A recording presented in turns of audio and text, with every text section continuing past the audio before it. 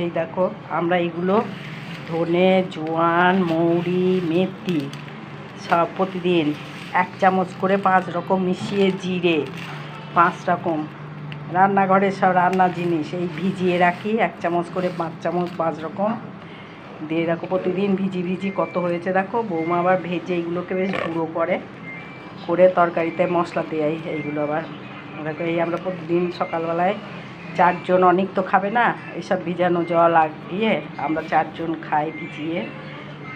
নাতনি, আমি, ছেলে, বৌমা। আর এই যে আমার রান্না আলু ভাতে, উচ্ছে ভাজা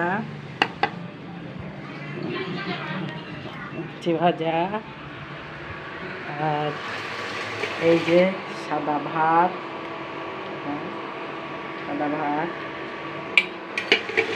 এই পেঁপে দিয়ে মুগের ডাল, আর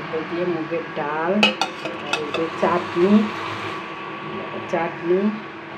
আর এই যে বেগুন ভাজা। আমার বেগুন ভাজা খুব প্রিয়, গরম গরম বেগুন ভাজা আমার, আর আলু ভাতে আর একটা কাঁচা লঙ্কা, ব্যাস দারুণ খায়। কিন্তু তাও শুনবে না ছেলে, তাই মুগের ডাল করেছে আর আলু ভাতে দিয়েছে। আর এই যে ওদের হচ্ছে, দেখো ওদের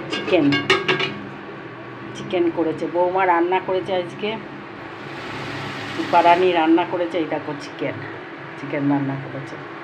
এই যে একটু ঝাল খায়, বৌমা একটু ঝাল কম খায় বলে তুলে রেখে ওদেরটা ঝাল করেছে, খেয়েছে। এটা কি মানে ঝোল।